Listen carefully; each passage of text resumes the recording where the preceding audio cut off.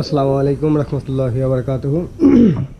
আপনারা জানেন আমার ফার্মে কবুতর এবং গরু, ছাগল অনেক কিছু আছে, কিন্তু একটা বিষয় আমার ওইরকম একটু কম আর কি, সেটা হচ্ছে আমার মুরগি। একটা মোরগ কিনা আর কি আসছিল আমাদের, সবগুলো তো নষ্ট হয়ে গেছে আর কি, মরে গেছে। তারপরে একটা মুরগি পেয়েছিলাম, তারপরে মুরগিটায় আর কি বাচ্চা দিছে। আলহামদুলিল্লাহ, বাচ্চা হয়েছে অনেক সুন্দর মনে হয়, যেহেতু নিয়ে বসে হয়েছে অনেক মোটামুটি আর কি, ভালোই আলহামদুলিল্লাহ। আপনাদের দোয়া এবং আশীর্বাদে খুব ভালোই আছি।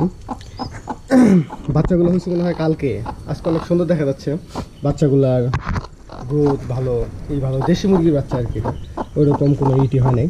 এই মুরগিরা ডিম পারছিল আর কি, এই মুরগিরা ডিম পারছিল, পরে এগুলো এখানে চড়া টড়ো করে পরে আর কি সবটি বসে দেওয়া হয়েছে। পরে এই যে ডিম পারছে আর কি, পরে এগুলো ইটি করে 4টা বাচ্চা হয়েছে আজকে। এগুলো পরে এগুলো আজকে করে পরিষ্কার টরিষ্কার করে দিতে হইব, ডিমগুলো ইটিগুলো বাচ্চাগুলো সিস্টেম করে সুন্দর করে ইটি করবো।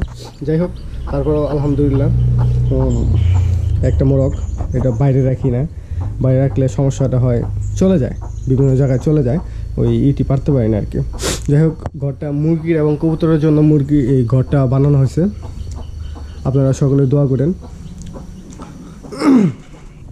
আপনারা জানেন কি না যে এইখানে আপনার বাচ্চা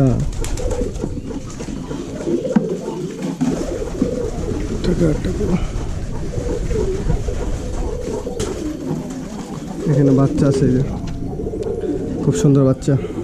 যাই হোক, দোয়া করেন। আসসালামু আলাইকুম।